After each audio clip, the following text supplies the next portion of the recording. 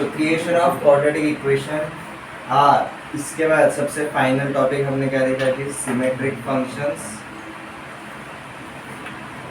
और ये symmetric functions किसके टर्म में थे जी? In terms of alpha and beta. यहाँ पर हमारा कॉर्ड खत्म हो चुका था। उसके बाद हमने क्या शुरू किया जी? हमने सबसे पहले देखा व्हाट इज इनइक्वेशंस। इसका डेफिनेशन देखा। इनइक्वेशन के तौर पे हमने क्या देखा जी? 4 साइंस रहता है। जैसे इक्वेशन में साइन ऑफ इक्वालिटी होना चाहिए, वैसे इनइक्वेशन में क्या होना चाहिए हमारा? ये चारों में से कोई भी अगर एक साइन अगर रहेगा और वेरिएबल रहेगा तो वो क्या बन जाता है? इनइक्वेशन। उसके बाद हमने शुरू किया जी लीनियर इनइक्वेशंस विद, अब देखो यहाँ पर दोनों कैटेगरी, विद 1 and 2 वेरिएबल्स। अब हमने यहाँ पर क्या देखा? ये 1 अगर रहेगा तो हम किस पे दिखाएंगे जी? रियल नंबर लाइन के ऊपर दिखाते हैं। और अगर ये 2 रहेगा तो हम कहाँ पर जाते हैं जी? कार्टेशियन प्लेन के ऊपर जाते हैं। एंड उसके बाद हमने देखा जी क्वाड्रेटिक इनइक्वेशन। क्वाड्रेटिक इनइक्वेशन के लिए भी हम क्या यूज करते हैं? रियल नंबर लाइन ही यूज करते हैं। जितने वेरिएबल है उतने एक्सिस होने चाहिए पकड़ के, भले आपका इक्वेशन रहे या फिर inequation.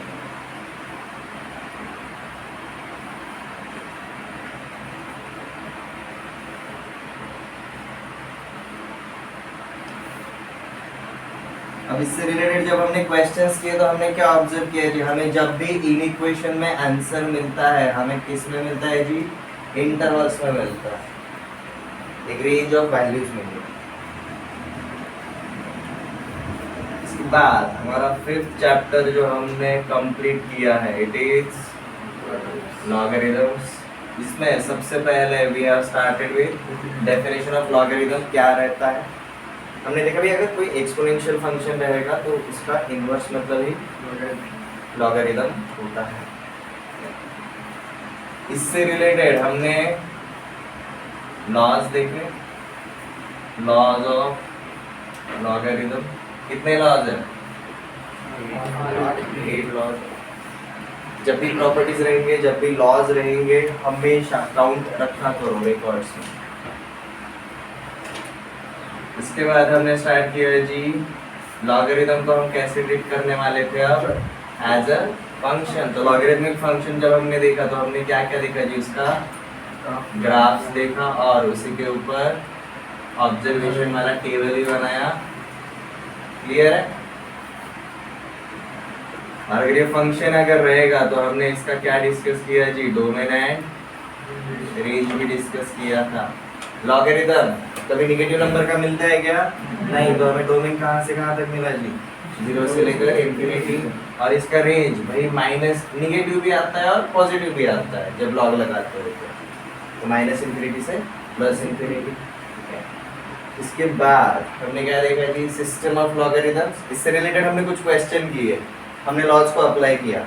After that we have gone for system of logarithms. कितने रहते हैं जी सिस्टम? हमें कितने पता है? 2। एक है हमारा कॉमन लॉगरिथम जिसका बेस क्या रहेगा? 10। एंड एक रहता है हमारा नेचुरल लॉगरिथम जिसका बेस रहता है e। ठीक है? याद कैसे रखा है? Common logarithm base is rational, natural logarithm base is rational number.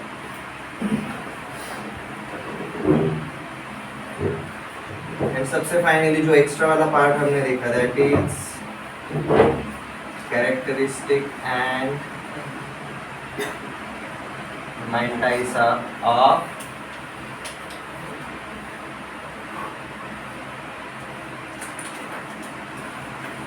logarithm। ये हमारा सबसे फाइनल वाला पार्ट है।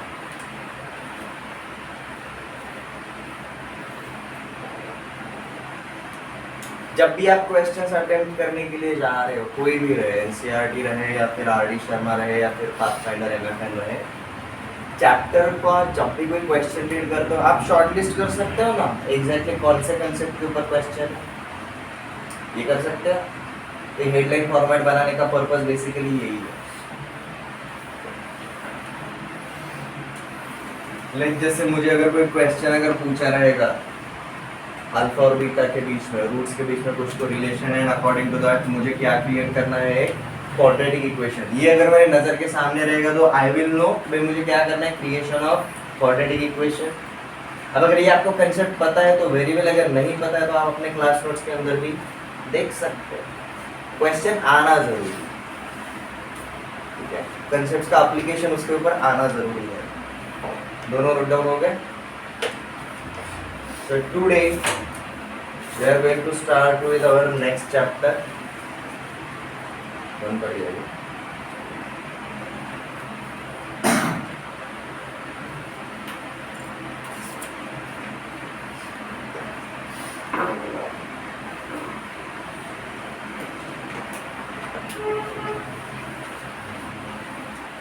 कोई ऐसा चैप्टर ले जो हमारे पास्ट से रिलेटेड रहे, ठीक है, सीक्वेंस एंड सीरीज लेते हैं।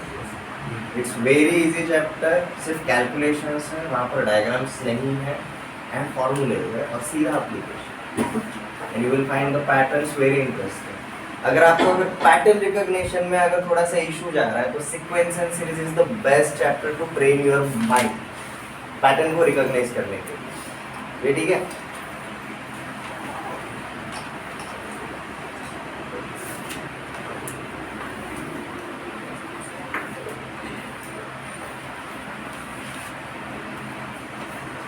सीक्वेंस एंड सीरीज, पहले हम इस चैप्टर का इंट्रोडक्शन देखेंगे।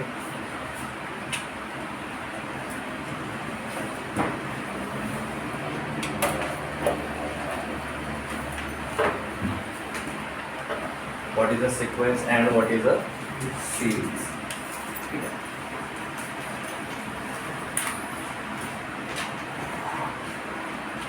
लिखो मत, फिलहाल सिर्फ हेडिंग डालो, पहले बस ऑब्जर्वेशन। सीक्वेंस, हमने नेचुरल नंबर को क्या बोला है? Natural number are basically counting numbers, ऐसे नंबर जो हम किस लिए यूज करते हैं, किसी भी चीज को काउंट करने के लिए यूज करते हैं। अभी काउंट करने का जो तरीका है वो एक ऑर्डर में रहता है, राइट? हर एक नंबर रहेगा बट एक के बाद एक रहेगा, बराबर, और हर एक नंबर के आने के पीछे एक रीजन है उसी ऑर्डर में आने के लिए, ठीक है। तो सीक्वेंस को अगर हम सिनोनिम अगर ढूंढने जाएंगे हमारे डेली लाइफ में तो सीक्वेंस का मतलब क्या रहता है? Order. So if we are talking about a sequence, we are talking about order. Math में काम कर रहे हैं तो ऑब्वियसली ये सीक्वेंस नंबर से रिलेटेड रहेगा, ये प्योर अरिथमेटिक वाला कंसेप्ट है, ठीक है। इसके फॉर्मूले बनेंगे तो हम अलजेब्रा में जा रहे हैं, थोड़ा एडवांस जा रहे हैं, ठीक है। सो हम नंबर्स के ऊपर अगर हम काम कर रहे हैं, so if I am saying sequence of numbers, basically ये क्या रहेगा? ऑर्डर ऑफ द नंबर्स, मतलब ऐसे नंबर्स जो एक पर्टिकुलर ऑर्डर में रहेंगे, ठीक है। और ये जो ऑर्डर रहेगा वो बेसिकली क्या रहता है? एक तरीके का पैटर्न रहता है, एक तरीके का पैटर्न रहता है, ठीक है। अब ये पैटर्न अगर पूरा का पूरा अगर एक्सप्लेन किया रहेगा तो बेसिकली हमने कौन से मेथड से किया? रास्टर मेथड से।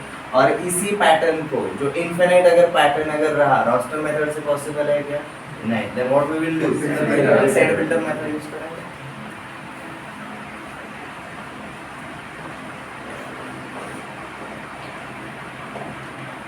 सो अगेन थोड़ा रिवाइज करते हैं। Sequence is nothing but an order which creates a pattern, और ये पैटर्न के अगर हम हर एक एलिमेंट को लिखेंगे तो ये रास्टर मेथड के थ्रू हो जाएगा, और अगर हम इसको एक पर्टिकुलर फॉर्मूले के हिसाब से अगर दिखाएंगे तो ये बन जाएगा हमारा set filter method.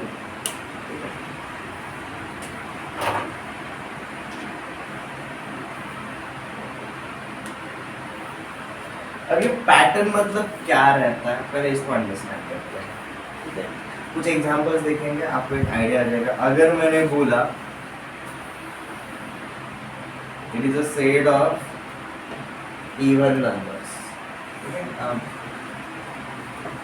Even natural numbers, तो जो भी मेरा पैटर्न रहेगा वो किस तरीके से स्टार्ट होगा?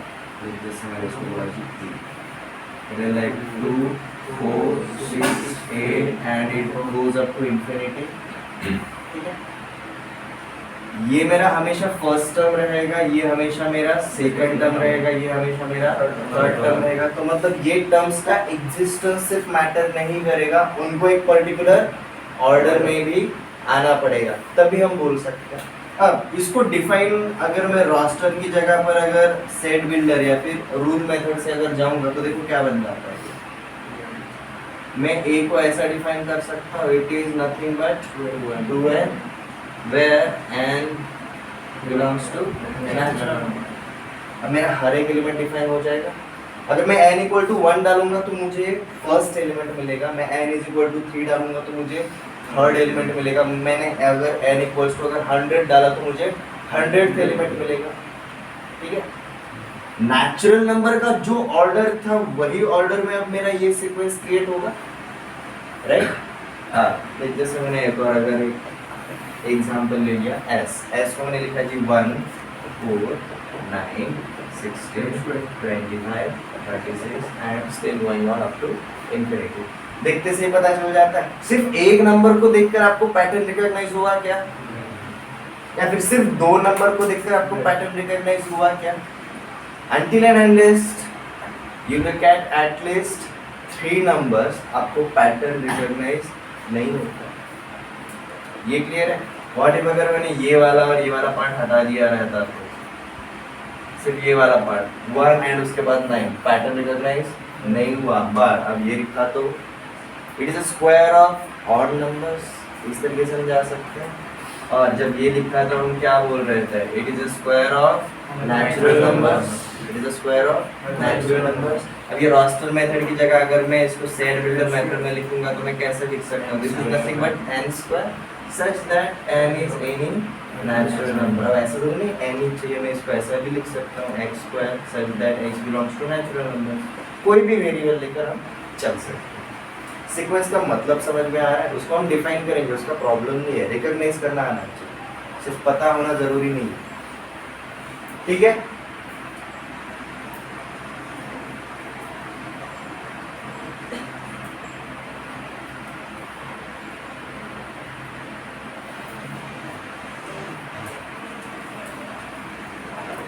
तो हेडिंग डाला रहेगा, let's start with our first term sequence. Sequence को हम डिफाइन करेंगे।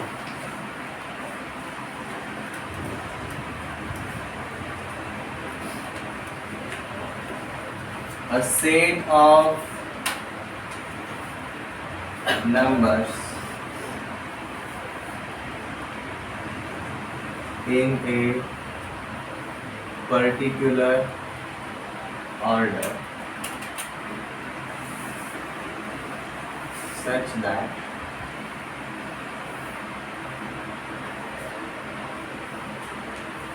there is the relation between two consecutive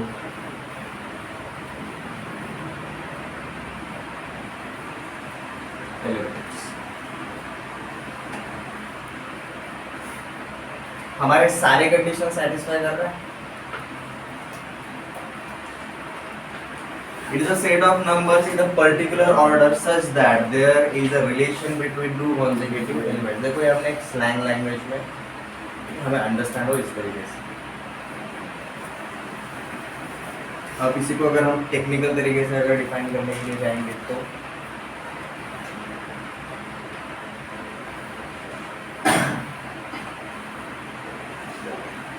an order created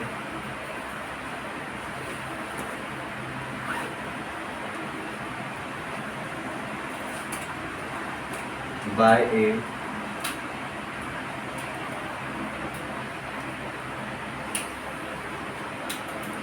mathematical operation on numbers।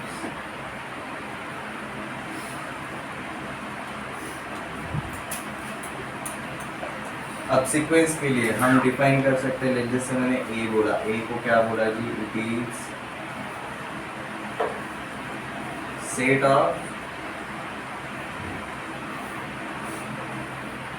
Square of natural numbers. तो यहाँ पर हम किस तरीके से डिफाइन करेंगे उसको, this is as x square such that x belongs to F.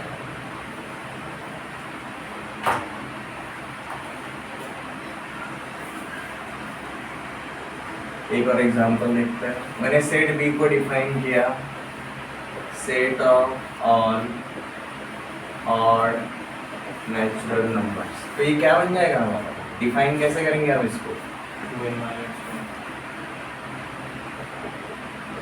Set b consist of 2n minus 1 such that n belongs to set of natural numbers। देखो आपका हर एक एलिमेंट कवर होना चाहिए, just like a set builder method.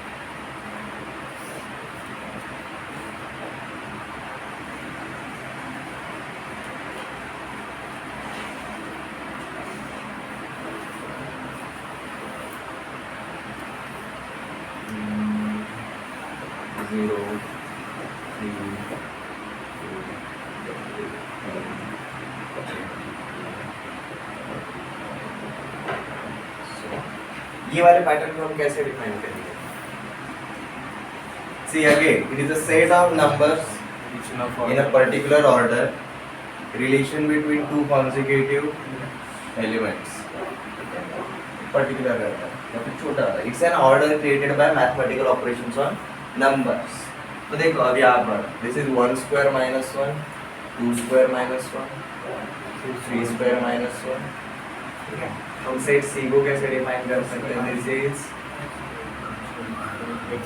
x square minus 1 such that x belongs to set of natural numbers।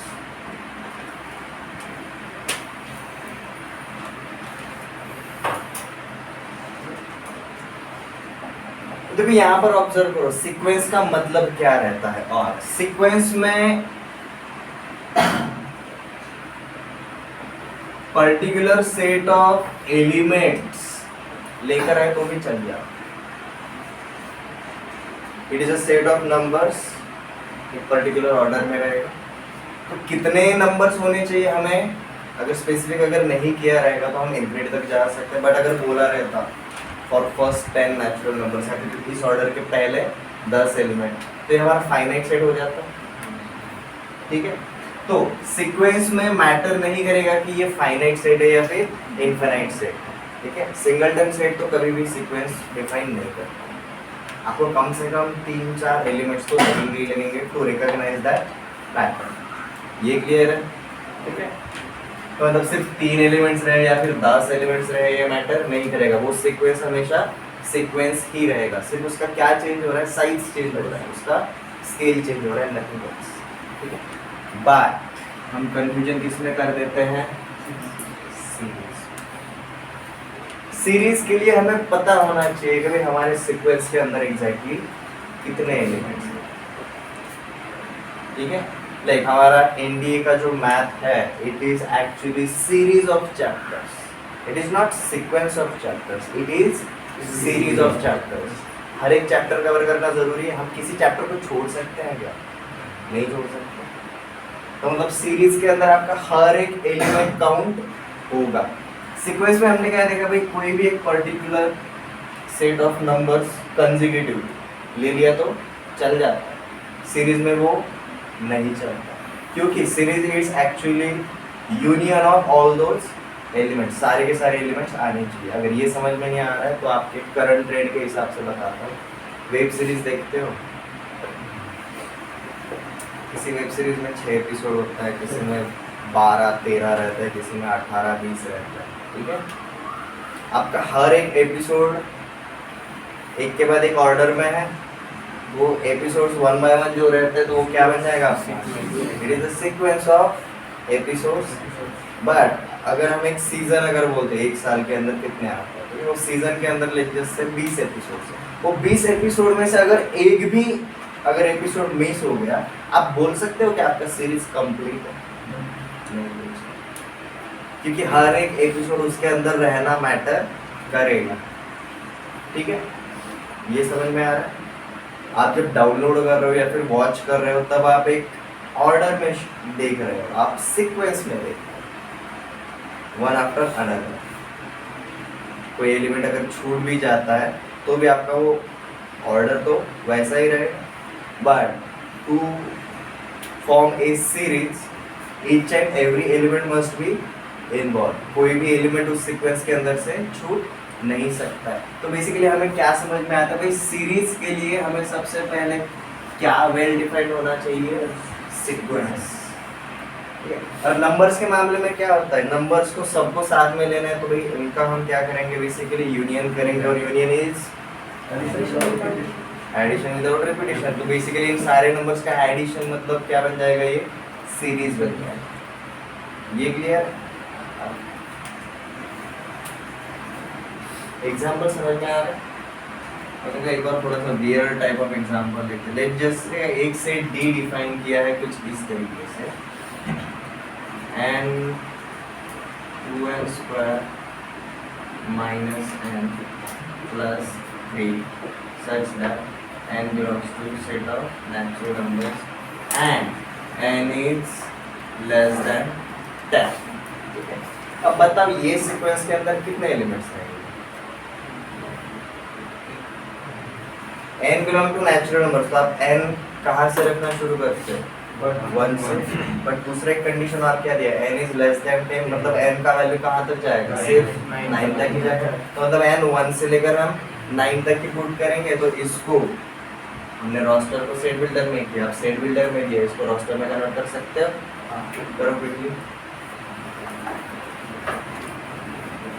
2 - 1 1 + 2 4।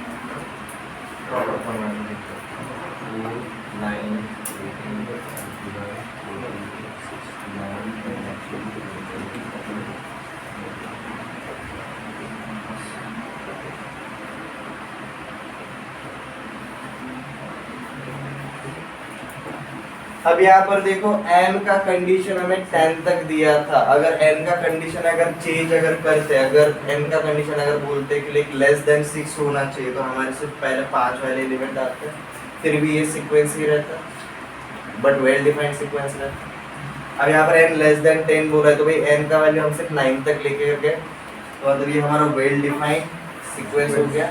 तो अगर आपको series create करना रहेगा तो भाई सीक्वेंस के ऊपर एक कंडीशन क्या होना चाहिए, हमारा सीक्वेंस कैसा होना चाहिए, हमेशा फाइनाइट होना चाहिए। हमारा सीक्वेंस हमेशा फाइनाइट होना चाहिए।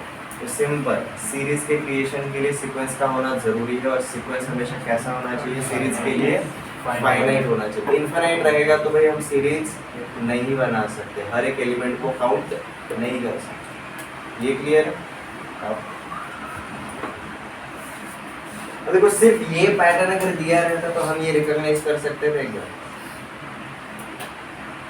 पर सेट बिल्डर मेथड दिया था इसलिए हम रोस्टर मेथड तो क्रिएट कर पाए।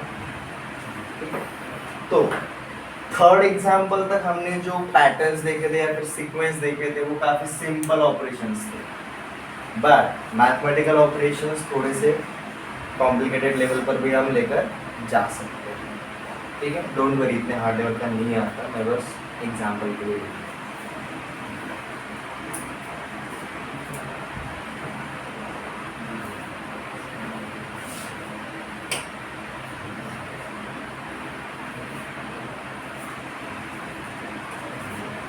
तो हमारा नेक्स्ट टर्म डिफाइन करेंगे, that is series.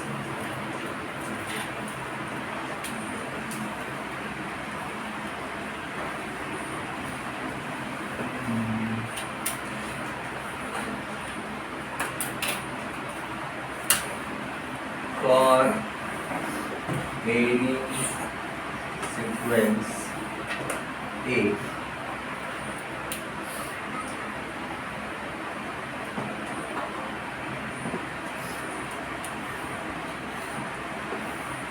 Figure A1 A2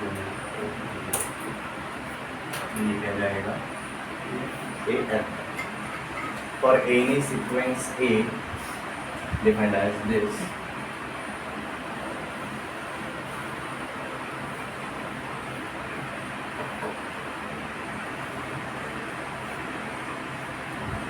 statement given as A1 plus A2 plus A3 plus A3 plus AN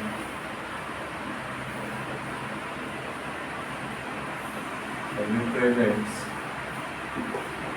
series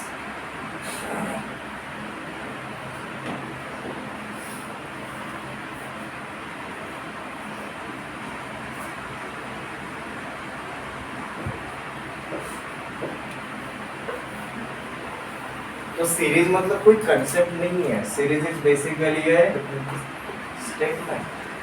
but ये स्टेटमेंट किससे रिलेटेड है? सीक्वेंस से रिलेटेड। तो मतलब सीरीज अगर क्रिएट करना रहेगा, सीरीज अगर अंडरस्टैंड करना रहेगा तो हमें सबसे पहले क्या पता होना चाहिए? सीक्वेंस पता होना चाहिए। तो ये चैप्टर में हम सबसे पहले किसके ऊपर ज्यादा काम करेंगे? सीक्वेंस के ऊपर। ठीक है, रैंडम सीक्वेंस कई सारे हो सकते हैं, बट जो स्पेशल काइंड ऑफ सीक्वेंस होते हैं हम उनको बुलाते हैं progressions. We call them progressions. ठीक है, अब जैसे कि हमने जो 4 एग्जांपल्स लिखे उसमें से हमने पहला वाला एग्जांपल क्या देखा था? Set of square of natural numbers. ठीक है, डिफाइन भी कर लिया। ओके, अब इसमें कोई भी दो पड़ोसी नंबर के बीच में कुछ स्पेशल रिलेशन था क्या? First and second term, second and third term, third term and fourth term. हाँ, आप रिकॉग्नाइज नहीं करता। हमारा सेट ए क्या रहेगा? 1 4 9 16 25 36 49 एंड सो ऑन। मेरा ये सीक्वेंस शुरू कहाँ से होता है? From number 1। अब इसके बाद मेरा कौन सा नंबर आएगा? सेकंड नंबर आ रहा है। तो जब मैं फर्स्ट नंबर में नंबर 1 एंड नंबर 2 जब ऐड करता हूँ तो मुझे कौन सा टर्म मिलता है? सेकंड नंबर मिल रहा है, बराबर है। जब मैं सेकंड नंबर में नंबर 2 एंड 3 ऐड करूंगा तो मुझे क्या मिलेगा? 9 मिलेगा। जब मैं 9 में 3 एंड 4 ऐड करूंगा तो मुझे क्या मिलता है? मुझे फोर्थ टर्म मिलता है। तो बेसिकली मैं यहाँ पर ऐसा बोल सकता हूँ, सेट ए इस तरीके से डिफाइन करने की जगह मैं ऐसा बोल सकता हूँ, it is nothing but a an nth term, या फिर हम बोल सकते हैं कि n+1 term such that it is nothing but a n plus 2n plus 1। मेरा सेकंड टर्म अगर चाहिए रहेगा तो मैं n इक्वल टू क्या डालूंगा? 1। n इक्वल टू 1 डाला तो देखो क्या होता है, मुझे क्या मिलता है? a2 मिलता है। और a2 क्या रहेगा इसके हिसाब से? a2 is equal to a1 plus n equal to 1 डाला है ना, 2 into 1 2, 2 plus 1 3। अब n इक्वल टू 2 डाला तो ये क्या बन जाता है? A3 ये क्या बन जाएगा आपका A2 plus 2 to the 4 plus 1 5। Next क्या बन जाएगा n इक्वल टू 3 डाला तो A4 ये क्या बन जाएगा A3 प्लस 7। अब मुझे बात बताओ ये नंबर्स के बीच में सेम रिलेशन है कि नहीं? This is our A1, this is our A2, this is our A3 and so on. मेरा जो नेक्स्ट नंबर है वो प्रीवियस के अंदर ये पैटर्न ऐड करने के बाद मिल रहा है, ठीक है? So there is a relation between two consecutive numbers. हमने डिफाइन यही किया, there is a relation between two consecutive numbers. देखो ना, आपने an+1 और an ये दोनों पड़ोसी रहेंगे, उनके बीच का रिलेशन जब हम लिखते हैं तो हमें हर एक एलिमेंट मिल रहा है, यहाँ तक क्लियर? बट ये रिलेशन सब जगह पर सेम है क्या? ये रिलेशन सब जगह पर सेम है क्या? नहीं। मतलब A2 कब मिल रहा है? जब मैं A1 के अंदर 3 ऐड कर रहा हूँ। A4 कब मिल रहा है? जब मैं A3 के अंदर 7 ऐड कर रहा हूँ। A10 कब मिलेगा? जब मैं A9 के अंदर 19 ऐड करूंगा। मतलब हर बार एडिशन होने वाला नंबर क्या है? अलग अलग है, वैरी कर रहा है। मतलब ये जो रिलेशन है ये कांस्टेंट है क्या? नहीं, ये रिलेशन चेंज हो रहा है, ठीक है? बट अगर यही रिलेशन अगर कांस्टेंट रहेगा थ्रू एंड थ्रू तो सीक्वेंस क्या कहलाता है? प्रोग्रेशन। इसलिए special sequence is called as progression. जैसे हमने क्या देखा था, रिलेशन इज रिलेशन, बट जो स्पेशल रिलेशन होता है वो क्या होता है? फंक्शन होता है। So function is a special relation, progression is a special sequence such that relation between two consecutive elements or numbers is always constant। Change हो ही नहीं रहा है रिलेशन। हमारे नेचुरल नंबर का काउंट देखो ना, 1 2 3 4 5 6 इस तरीके से कोई भी दो पड़ोसी के बीच का डिफरेंस कितना है? हमेशा 1। कोई भी दो एलिमेंट्स पकड़ के चलो, पड़ोसी एलिमेंट्स, उनके बीच का डिफरेंस हमेशा क्या है? 1 है। तो रिलेशन चेंज हो रहा है क्या? नहीं। यहाँ पर वैसा रिलेशन था क्या? नहीं, ठीक है?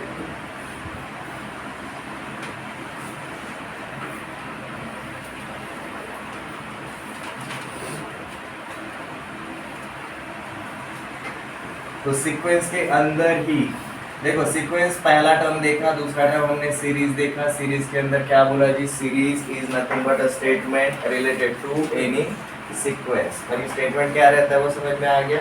इट्स जस्ट समेशन, ये जस्ट एडिशन है। Now we are going towards progression. Any sequence is called as progression when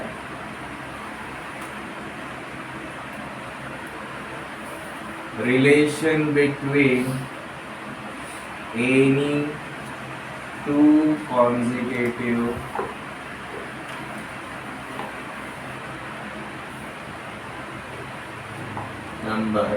numbers की जगह हम एलिमेंट्स भी लिख सकते हैं।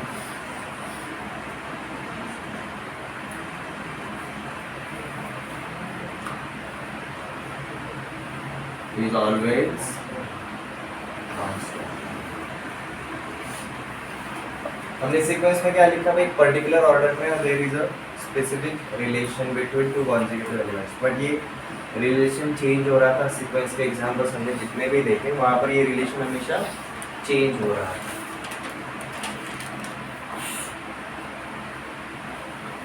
बट अगर यही रिलेशन क्या रहेगा हमारा? कांस्टेंट अगर हो जाएगा तो उस टाइप के सीक्वेंस को हम क्या बुलाते हैं जी? प्रोग्रेशन बुलाते हैं। तो प्रोग्रेशन का डेफिनेशन सिंपल है, any sequence is a progression when relation between two consecutive elements is always constant. यहाँ तक क्लियर? अब देखो प्रोग्रेशन का मतलब क्या है, इसके एग्जांपल्स देखेंगे, क्लैरिटी आ जाएगा।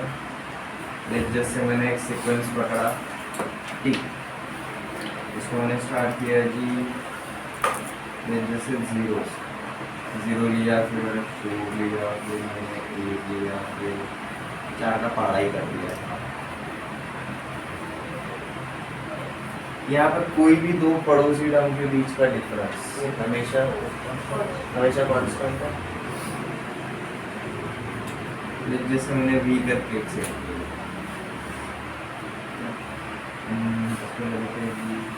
1/4 1/2 1 2 4 8 16 यहाँ तक हर दो कॉन्जिक्यूटिव टर्म्स के बीच का रिलेशन सेम है this upon this 1/2 this upon this 1/2 this upon this 1/2 this upon this मतलब basically ratio constant है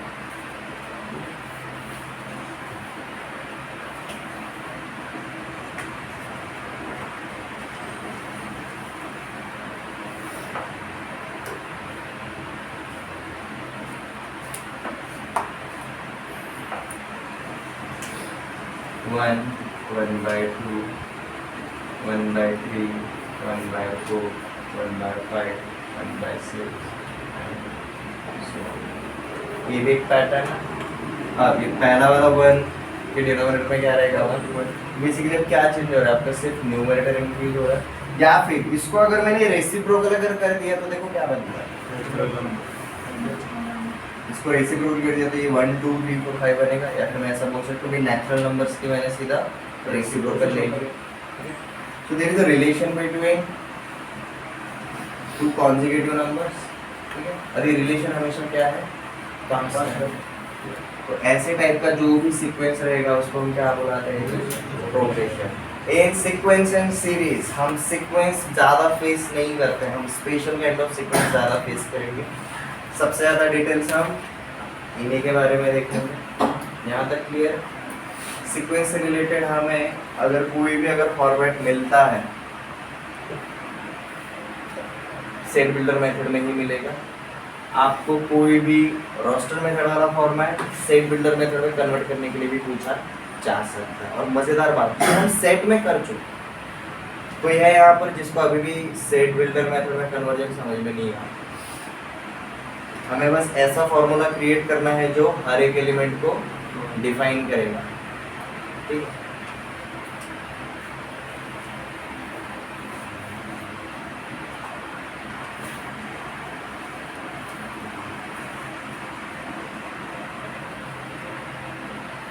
देखो प्रोग्रेशन ये कंसेप्ट आपके लिए नया नहीं है ठीक है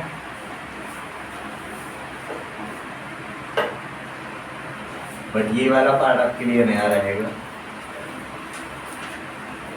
types of progression types of progression अब देखो हमें डेफिनेशन के अकॉर्डिंग क्या बोला है relation between any two consecutive elements is always constant ये रिलेशन क्या रहेगा उसके ऊपर हमारे टाइप्स ऑफ प्रोग्रेशंस पढ़ेंगे ठीक है और फर्स्ट रहता है जी अरिथमेटिक प्रोग्रेशन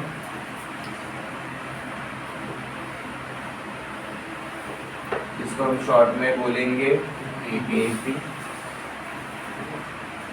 लिखेंगे एपी बोलेंगे अरिथमेटिक प्रोग्रेशन दूसरा वाला रहेगा जी हमारा ज्योमेट्रिक प्रोग्रेशन इसको बुलाया जाता है जी GP and third is harmonic progression it is called as HP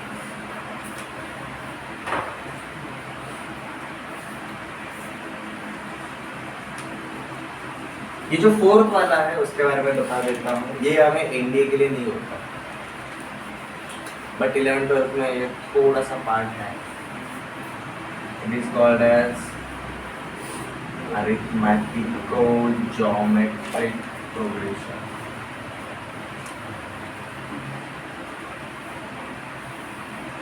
it is also called as AGP ठीक है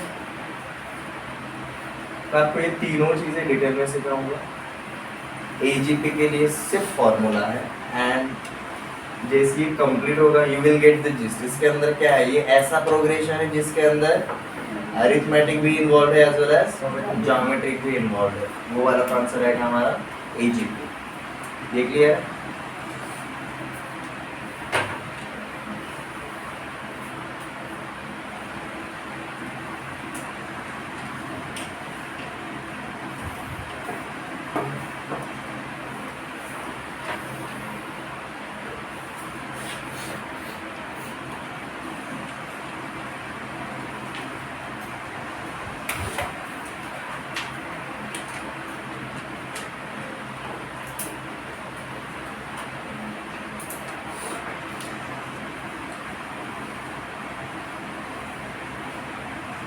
So let's start with our first type of progression, that is arithmetic progression।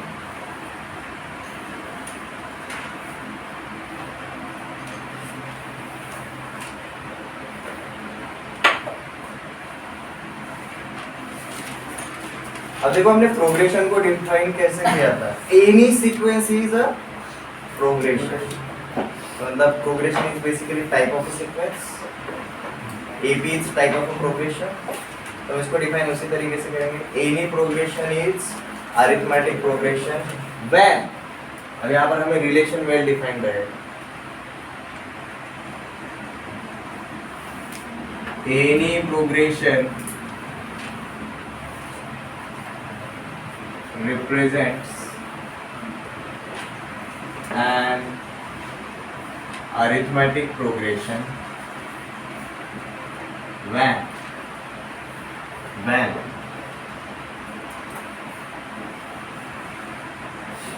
difference between any two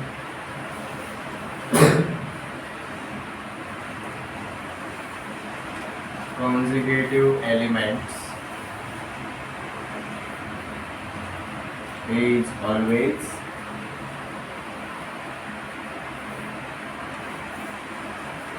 constant। अब देखो यहाँ पर relation define किया है, progression में जो रिलेशन की बात कर रहे थे ना, relation between any two consecutive elements is always constant. अब ये टाइप्स ऑफ प्रोग्रेशन में आपके रिलेशन सब डिफाइन होंगे।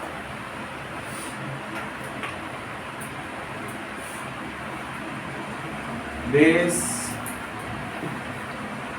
difference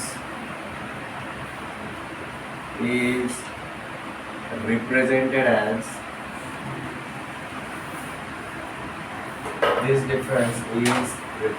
as small d and termed as, इसको क्या बुलाया जाता है जी? Common difference. ठीक है, कॉमन डिफरेंस की जगह आगे अगर मैंने कभी अगर ये शॉर्ट अब्रीविएशन अगर यूज किया तो समझ CD, we are talking about common difference और स्मॉल डी।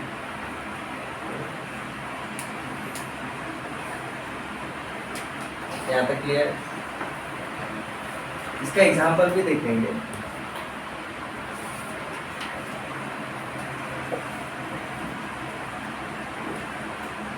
जिससे मैंने एक AP चूज किया 1 3 5 7 9 11 39 सो,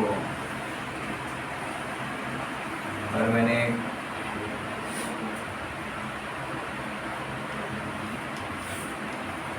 दूसरा वाला एक AP यूज किया 7 9 11 13 15 सो,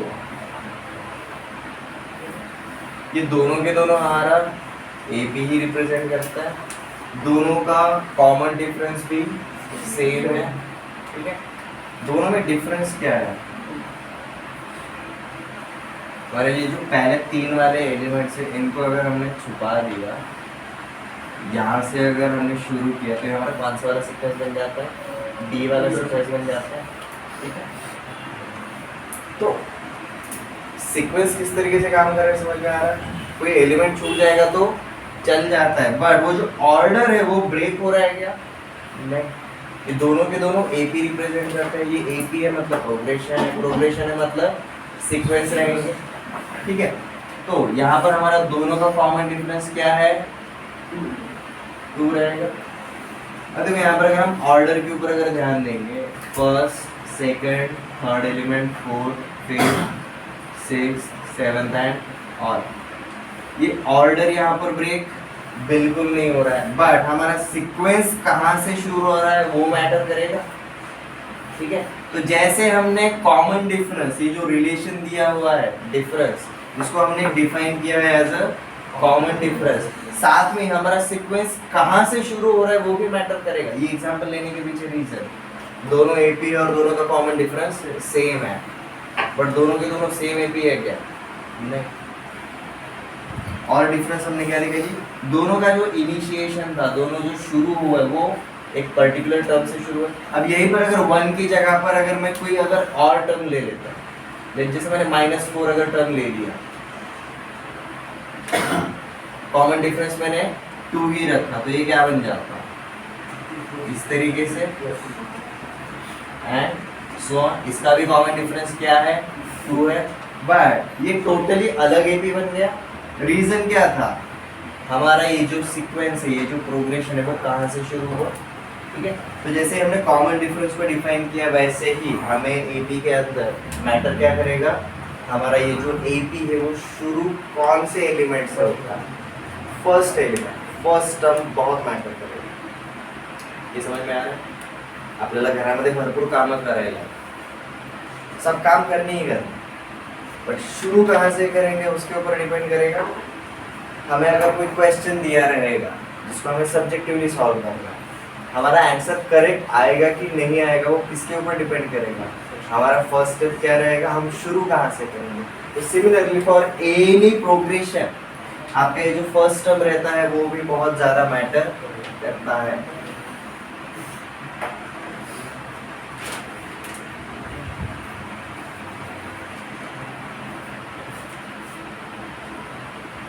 तो यहाँ पर हम एक क्या बनाते हैं, ये एक ऑब्जर्वेशन क्रिएट करते हैं।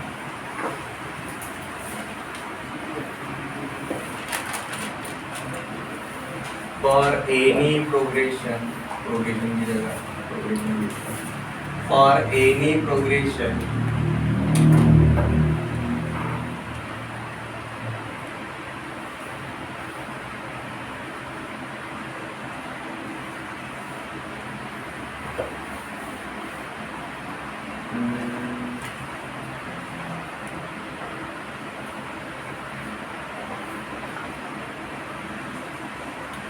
start point, that is first element,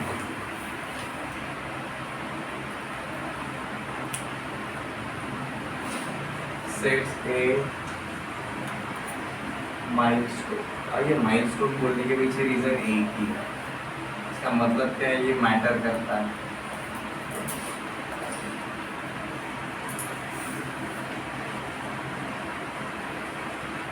ये मैटर क्यों करता है? क्योंकि आपका क्या है जी, स्टार्टिंग पॉइंट है, वहां से हमें शुरू करना है।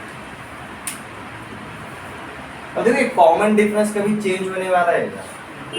By the definition difference is always constant. तो मतलब मेरा जो भी नंबर रहेगा जहाँ से मैं शुरू करूंगा उसमें मेरा कॉमन डिफरेंस पॉजिटिव है या फिर नेगेटिव है, उसके ऊपर डिपेंड करेगा मैं कौन से डायरेक्शन में जा रहा हूँ। तो कॉमन डिफरेंस तो मैटर करता ही है, बट मेरा स्टार्टिंग पॉइंट भी उसी वजह से मैटर करेगा। उसका हमने तीनों एग्जांपल्स देख लिया, हमने कॉमन डिफरेंस सेम रखा था बट हमारा स्टार्टिंग पॉइंट तीनों जगह पर अलग अलग था, इसलिए हमारा एपी भी अलग अलग बन गया। ये क्लियर है? तो देखो इन एपीज के ऊपर ना हम एक ऑब्जर्वेशन क्रिएट करेंगे। तो इसी से रिलेटेड हमारा नेक्स्ट कंसेप्ट क्या रहता है, एपी से related general term of an AP.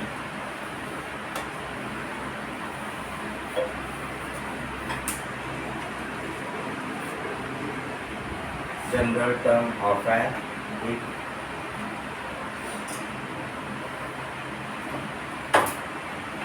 देखो जनरल टर्म के ऊपर आने से पहले ये जनरल टर्म बनाने के लिए हम किसको यूज करेंगे, हमारी डेफिनेशन को यूज करेंगे। डेफिनेशन को हमने क्या लिखा है, any progression represents an AP when difference between any two consecutive elements is always constant. उस डिफरेंस को हमने क्या बोला है, कॉमन डिफरेंस, मतलब स्मॉल डी बोला है। तो मतलब अगर मेरा कोई भी एक प्रोग्रेशन अगर रहता है कुछ इस तरीके से, लेट हमारा ये A3 है, कौन सा वाला A1, A2, A3, A4, ये अप टू जाएगा जी आपका AN तक। बाय द डेफिनेशन क्या रहेगा, अगर ये AP है तो क्या होगा आपका A2 minus A1 is equal to D होगा, A3 minus A2 is equal to D होगा, A4 minus A3 is equal to D होगा, बराबर है। अब इसका मतलब क्या रहता है, मैं ये माइनस A1 उधर लिख सकता हूँ, मुझे क्या मिलेगा A2 is equal to A1 plus D, A3 is equal to A2 plus D, but A2 तो A1 प्लस D है, तो हमें क्या मिला ये A1 प्लस 2D। यहाँ पर क्या मिला A4 is equal to A3 plus D, but A3 क्या है A1 प्लस 2D है, तो आपका A4 क्या बन जाता है A1 प्लस 3D। सिर्फ एक को देखा दूसरे को देखा पैटर्न रिकॉग्नाइज नहीं हुआ, बट जैसे आप तीसरे को ऑब्जर्व करोगे you will find the pattern. First term is A1, second term is A1 plus D, third term is A1 plus 2D, fourth term is A1 plus 3D। मतलब मुझे जो टर्म चाहिए तो मैं ऐसा यहाँ पर क्या जाता हूँ कि मेरा AN क्या बन जाएगा, मेरा first term plus N minus 1 times of D, यही होगा। नहीं तो हम इसको ये वाले रिलेशन में हमारा nth टर्म चाहिए हमें, nth के पहले वाला कौन सा टर्म रहेगा AN माइनस 1, बराबर। तो हमें क्या पता चल रहा है AN minus 1 is equal to D, और इसी के हिसाब से अगर हम जाएंगे तो हमें क्या मिलेगा AN is equal to AN minus 1 plus D। But अब तक जो पैटर्न देखा उसके हिसाब से A2 is equal to A1 plus D था, A4 is equal to A1 plus 3D था, तो उसके हिसाब से हमारा AN माइनस 1 क्या रहेगा, हमारा N minus 2D plus D करेंगे तो हमें AN क्या मिल जाता है A plus A1 plus N minus 1 times of,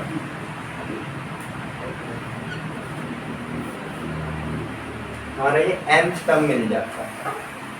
ठीक है, ये nth टर्म मतलब ही क्या बुलाया जाता है जनरल टर्म। हम n का वैल्यू डालेंगे हमें उतने नंबर का वो टर्म मिल जाएगा। ठीक है,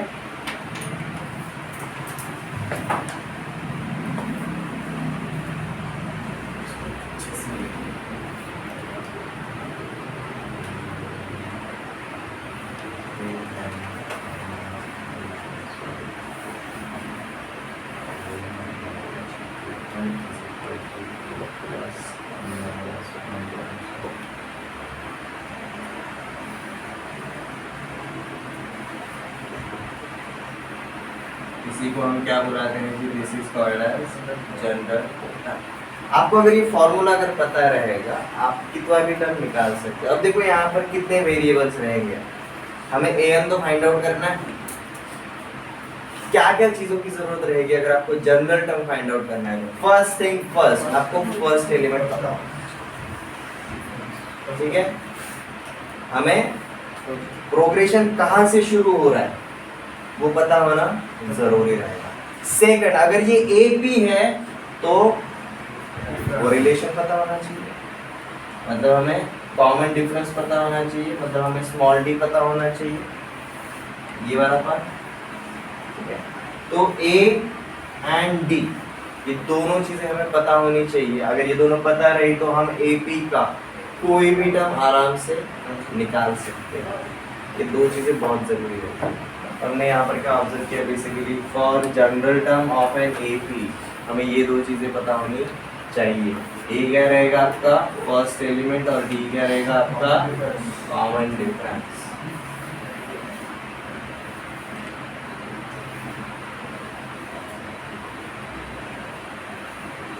जनरल टर्म तक किसी को कोई doubt?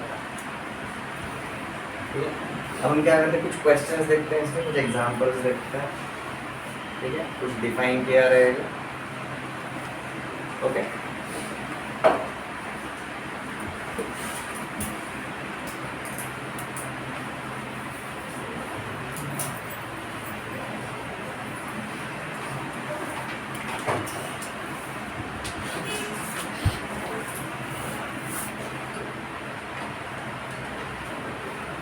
calculate.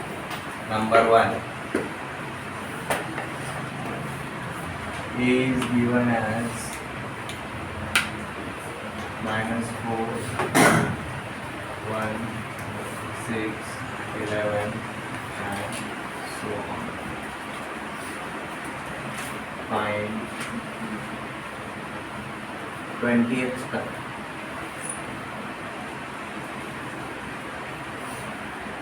B is given as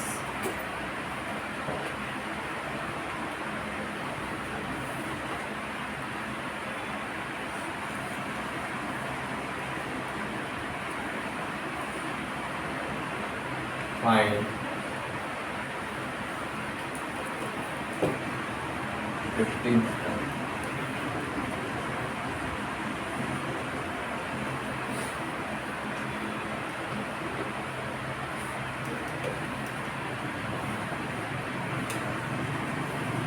Twenty, 19 and a half, 19, 18 and a half.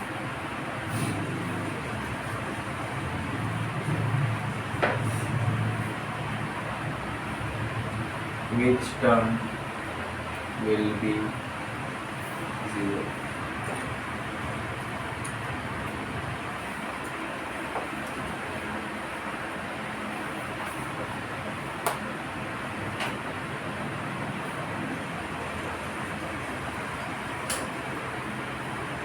हम सीधा फॉर्मूले को यहाँ पर यूज कर सकते हैं। हमारा पहला क्वेश्चन, हमारा ए क्या दिया है जी हमारे पहले क्वेश्चन में? a इज इक्वल टू -4 और हमारा कॉमन डिफरेंस क्या है जी? 5। हमारा कॉमन डिफरेंस इज 5। अगले वाले से पिछला वाला नंबर अगर हटा दिया तो हमें डिफरेंस 5 मिलता है। तो देखो हमें a पता चल गया, हमें d पता चल गया, हम फॉर्मूला बना सकते हैं। तो हमारा जनरल टर्म क्या बनेगा पहले के लिए? an is equal to -4 plus n - 1 times of 5। ठीक है, आप इसको सिंप्लीफाई भी कर सकते हो इफ यू वांट। जैसे कि इसको सिंप्लीफाई किया तो देखो क्या मिलता है, -4 प्लस 5n - 5। तो ये क्या बन गया आपका 5n - 9। ये क्या बन गया आपका? जनरल टर्म बन गया। ये क्लियर है? अब यहाँ पर मजेदार बात, यहाँ पर n का साथी कौन है देखो, कॉमन डिफरेंस। ठीक है, और n इक्वल टू 1 डाला तो आपको कौन मिलेगा? First element, first element. ये क्लियर है? तो अगर आपको कभी भी एक एपी अगर दिया जाएगा सेट बिल्डर मेथड में, कौन सा फॉर्मेट रहेगा? हमेशा ये वाला फॉर्मेट रहेगा। आएंगे उसके ऊपर, डोंट वरी। हमारा ये जनरल टर्म बन गया। अब देखो हमें क्या पूछा है, find 20th term. n equal to 1 डाला, पहला मिला, तो 20th के लिए हम क्या डालेंगे? n is equal to 20, n is equal to 20 डालो, आपको a20 मिल जाएगा। आपको a20 पूछा है, 100 -9 91। तो हमारा 20th टर्म क्या हो गया जी? 91। सिमिलरली सेकंड क्वेश्चन ट्राई करो।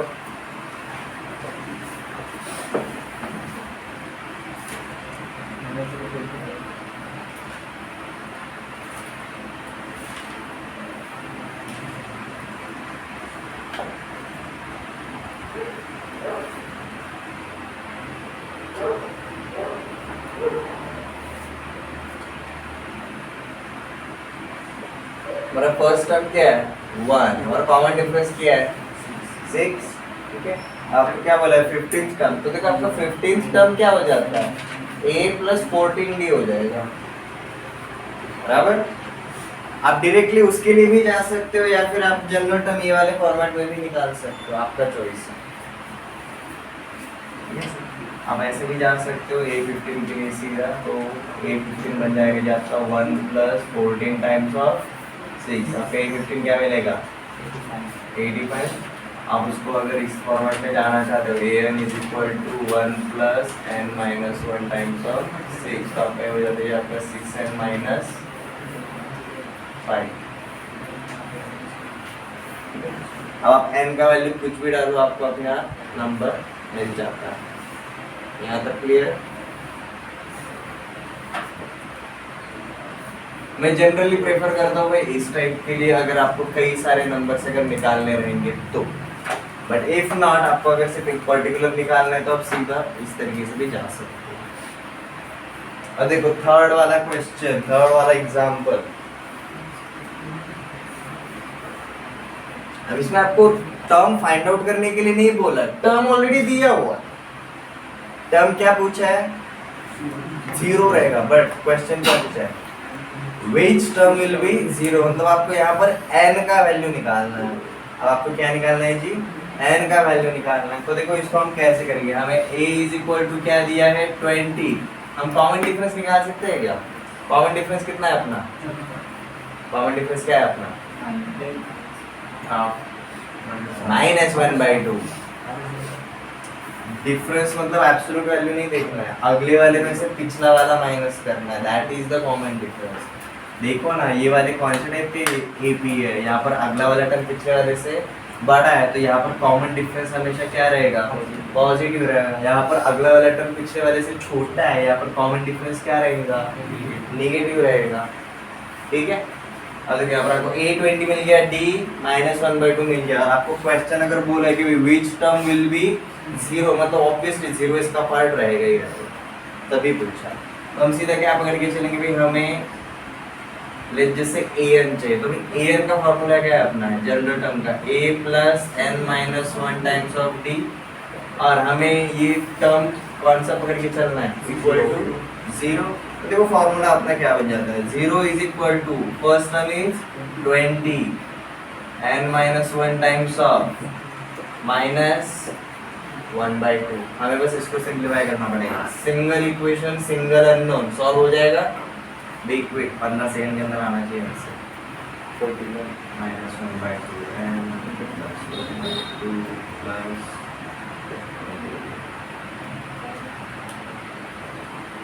ये -1/2 इधर आएगा तो +1/2, ये आपका क्या हो जाता है? 41/2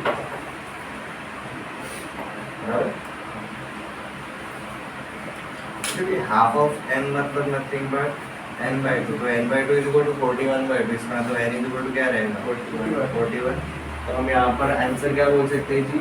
हमारा a41 या फिर 41st term will be 0, 41st term will be 0।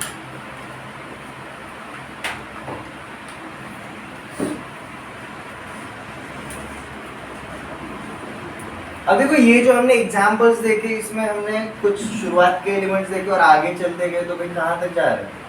Infinity तक, इन्फिनिटी तक। व्हाट इफ अगर मेरा जो एपी दिया रहेगा वो क्या रहेगा? फाइनाइट रहेगा। व्हाट इफ मेरा जो गिवन एपी रहेगा वो फाइनाइट रहेगा? जैसे नेक्स्ट वाला एग्जांपल देखते हैं।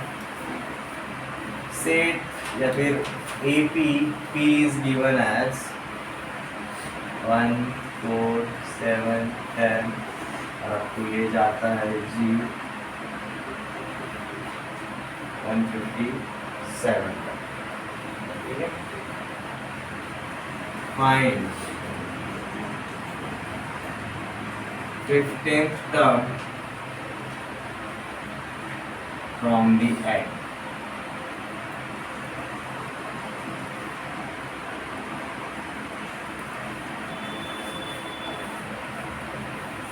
Find 15th term from the end।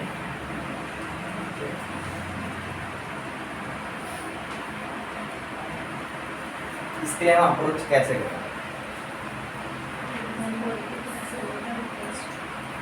सबसे पहले ये हमारा एपी कौन से टाइप का है?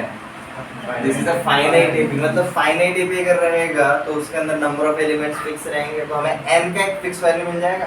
अगर हमें n कितने हैं पता चल गया, तो फिर पीछे से 15 वाला भी पता चल जाएगा। तो हमें सबसे पहले क्या निकालना पड़ेगा? n निकालना पड़ेगा। ठीक है, बट n निकालने के लिए सबसे पहले हमें क्या क्या पता है वहां से शुरू करते हैं। a क्या है जी? 1, हमारा d क्या है? 3, तो इसका जनरल टर्म क्या बन जाता है? A n is equal to 1 plus n minus 1 times of 3, तो बेसिकली क्या हो जाता है आपका 3n माइनस 2, 3n माइनस 2, ये बन जाता है अपना ए एन। अब मजेदार बात, आपको n निकालना है ना, यहाँ से मिल जाएगा। हमारा लास्ट टर्म क्या है 157। अब an की जगह पर कोई भी एक टर्म लिख सकते हैं, हमें n का वैल्यू मिल जाता है। अगर मैंने यहाँ पर अगर 157 रखा तो देखो n क्या मिलता है 159 इज इक्वल टू 3n। आपको n क्या मिलेगा 159 अपॉन 3, 53। हमारे कितने एलिमेंट्स इसके अंदर 53 एलिमेंट्स। अब देखो ये जो 53 एलिमेंट्स है उसमें से भी क्या पूछा है 15th term from the end. तो अब देखो क्या हो जाएगा, मतलब मेरा A1 A2 A3 अब ये कहाँ तक A50 A51 A52 A53 तक जाएगा। जो मेरा शुरू से लास्ट टर्म है वो मेरा एंड से फर्स्ट टर्म है। जो मेरा शुरू से सेकंड लास्ट टर्म है वो यहाँ से मेरा सेकंड टर्म रहेगा, ठीक है। तो अगर मैं इसी को अगर रिवर्स अगर पकड़ के चलूंगा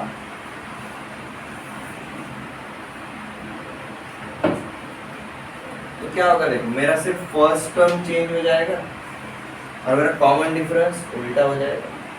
अभी शुरुआत में मेरा कॉमन डिफरेंस +3 है, मैं अगर रिवर्स में अगर आऊंगा तो मेरा -3 हो जाएगा और ये मेरा टर्म क्या हो जाएगा फर्स्ट टर्म बन जाएगा, ठीक है। अभी हमें n पता चल गया तो हम फॉर्मूले को चेंज भी कर सकते हैं। हमने इसी ab को क्या कंसीडर किया जी, अब उल्टा ab कंसीडर किया सच दैट लास्ट टर्म से करने था, इसलिए first term will be 157 and common difference will be -3। अब अपने को आखिरी से 15वां टर्म पूछा है तो हम सीधा इसको क्या लिख सकते हैं A15 is equal to 157 plus 14 times of -3। अब ये क्या हो जाएगा, कितना आता है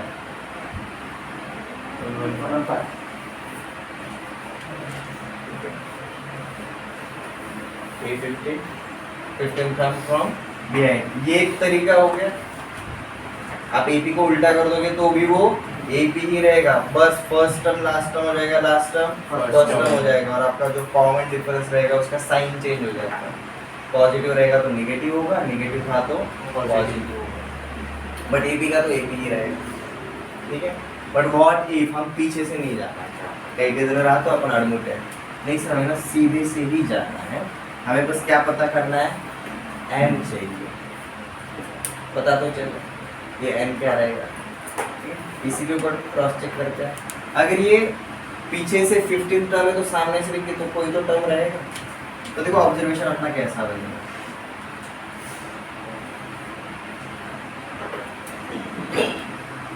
सीधा वाला AP ऐसा था और उल्टा वाला AP इस तरीके से था। सीधे वाले AP में क्या हुआ, जो पहला टर्म था वही उल्टे वाले AP में क्या हुआ लास्ट टर्म बन गया। उनका एडिशन देखो कितना आता है 1 + 53 54, 2 + 52 54, 3 + 51 54। मतलब अगर n = 53 टर्म है, ये दोनों का जो प्लेसमेंट का, इन दोनों के लोकेशन का जो एडिशन है वो हमेशा कितना आ रहा है n + 1 आ रहा है, क्योंकि ये दो बार काउंट हो रहा है इसलिए एक एक्स्ट्रा आ रहा है।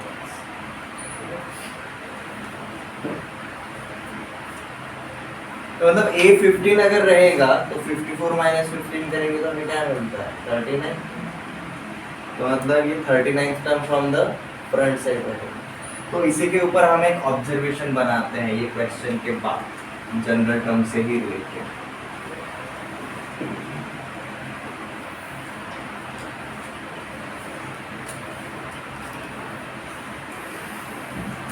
nth term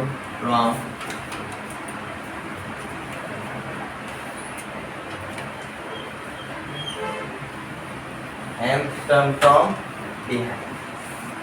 अब मजेदार बात, ये हमने जनरल टर्म में क्यों नहीं देखा, क्योंकि जनरल टर्म फाइनाइट या फिर इनफाइनाइट दोनों AP के लिए रहेगा, बट ये nth टर्म फ्रॉम बिहाइंड कौन से टाइप के AP के लिए रहेगा, जिससे फाइनाइट, मतलब टोटल नंबर ऑफ टर्म्स कितने रहेंगे ये हमें पता रहेगा और वो फाइनाइट रहेंगे. So let capital A is an AP with m terms,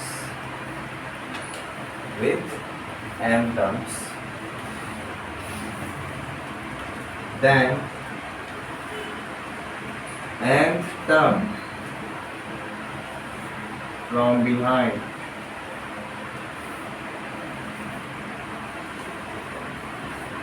is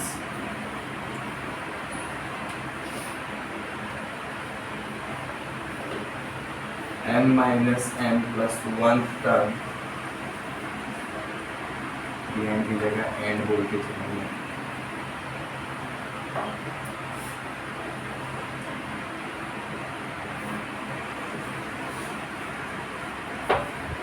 is m minus n plus 1 term from the beginning.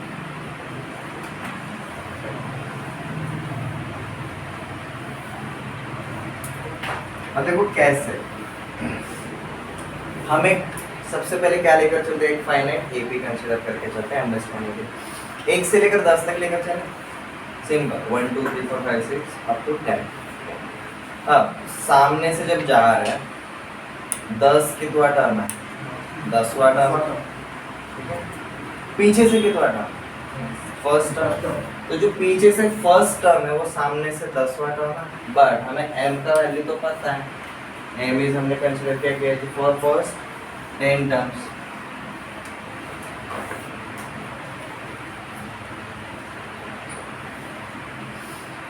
ये वाले एपी कहते हैं, ठीक है. The first term from the behind is actually 10th term from the beginning. Second term from behind is 9th term from the beginning. तो basically क्या हो रहा है, जो एडिशन है ना उनका हमेशा कितना जा रहा है, m plus 1 11 जा रहा है उनके पोजीशन का एडिशन. ठीक है, हमने क्या किया जी, actually m plus 1 minus n कर दिया. इसी को हमने सिंप्लीफाई कर दिया m माइनस n प्लस. ठीक है, अगर पीछे से अगर मैंने अगर बोला रहेगा फोर्थ टर्म, ठीक है, तो n का वैल्यू क्या डालो 4, m का वैल्यू क्या डालो 10. तो देखो 10 माइनस 4 कितना हुआ 6 प्लस 1 7 प्लस 1 माइनस 1 प्लस 1 7. तो देखो ये fourth term from the behind सामने से कितना टर्म हुआ 7. तो बेसिकली हमने क्या किया, हमें जनरल टर्म वाला फॉर्मूला सामने से मारता है, बट अगर पीछे से अगर पता रहेगा तो हम क्या कर रहे हैं, ये टर्म निकाल रहे हैं. क्योंकि अब हम n की जगह पर क्या डालेंगे, ये डालेंगे, ये पार्ट को.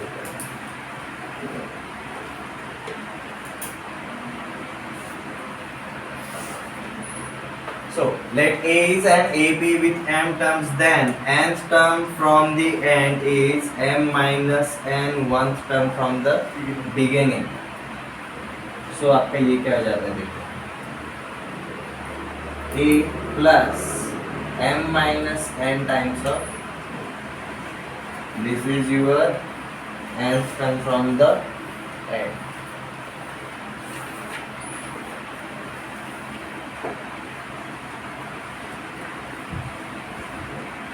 अब जो हमारा प्रीवियस क्वेश्चन था ना, वहीं पर ट्राई करके देखते हैं. हमारा क्वेश्चन क्या था, 15th term from the end. हमें जैसे ही एंड पता चला हम अप्लाई कर सकते हैं, और हमें आंसर क्या मिला था 115. तो देखो सबसे पहले हमने क्या किया जी, a n is equal to 1 plus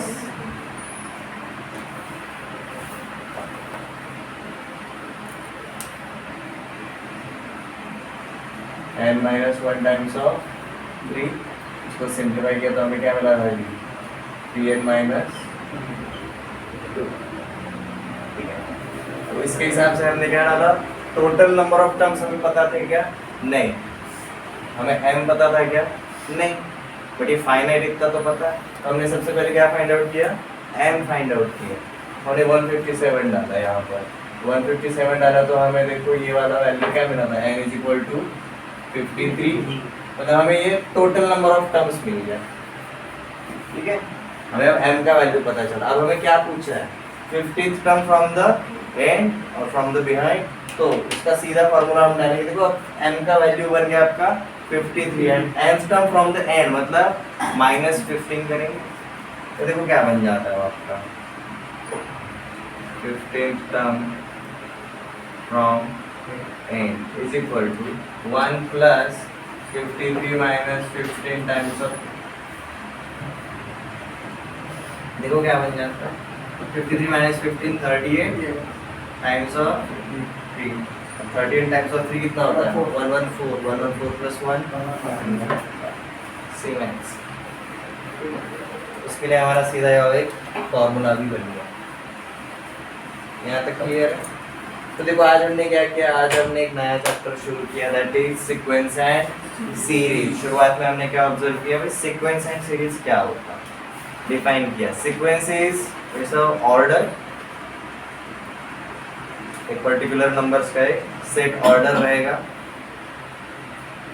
ठीक है। सीरीज क्या रहता है, series is basically union of all elements of that sequence, ठीक है। सीरीज हमेशा हम किसके ऊपर कैलकुलेट करते हैं, सीक्वेंस के ऊपर ही कैलकुलेट करते हैं। सीक्वेंस को हमने जिस तरीके से डिफाइन किया था, it's an order of numbers in which relation between to conjugative elements is specific, ठीक है। तो ये सीक्वेंस हो, ठीक है। बट अगर यही रिलेशन अगर कांस्टेंट रहने लगा थ्रू एंड थ्रू तो वो क्या बन जाता है, प्रोग्रेशन बन जाता है, ठीक है। प्रोग्रेशन के अंदर हमने क्या बोला, कितने टाइप्स रहते हैं, हमें एनडीए में कितने पूछे जाता है, 3 पूछे जाता है। 12th में हमारा एजीपी भी है, उससे रिलेटेड भी हम डिस्कशन करेंगे। तो उसमें से हमने कौन सा वाला टाइप शुरू किया, एपी। एपी हमारे लिए नया बिल्कुल नहीं है, एपी के बारे में हम ऑलरेडी जानते हैं, ठीक है। तो सबसे पहले हमने अरिथमेटिक प्रोग्रेशन को डिफाइन किया, डेफिनेशन के बाद उसके कुछ एग्जांपल्स देखे, उसके ऊपर कुछ ऑब्जर्वेशंस करें और स्पेशली हमने क्या बनाया, एक जनरल टर्म बनाया, ठीक है। जनरल टर्म के लिए क्या जरूरी होता है, हमारा फर्स्ट एलिमेंट जरूरी रहेगा, हमारा कॉमन डिफरेंस जरूरी रहेगा, ठीक है।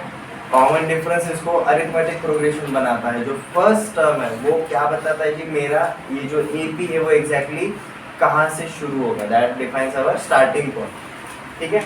जनरल टर्म देखा, उससे रिलेटेड कुछ क्वेश्चंस देखे, और जनरल टर्म हम फॉरवर्ड जाते टाइम ही पूछा जाएगा, ऐसा जरूरी है क्या, नहीं। अगर हमारा फाइनाइट एपी अगर रहेगा तो देयर इज अ चांस कि लाइक वो क्या पूछ सकता है, nth term from the end. तो हमने सीधा उसके लिए फॉर्मूला भी बना दिया। यहाँ पर ये मत भूलो, m क्या रहेगा, total number of terms in that finite AP, minus n क्या रहेगा, it is a nth term from the, ठीक है। कल हम इसके आगे कंटिन्यू करेंगे, कल कुछ एक्स्ट्रा क्वेश्चंस आते से ही कर लेंगे इसके ऊपर। बट ये दोनों फॉर्मूलेज अब याद होने चाहिए, general term and nth term from the end, ठीक है।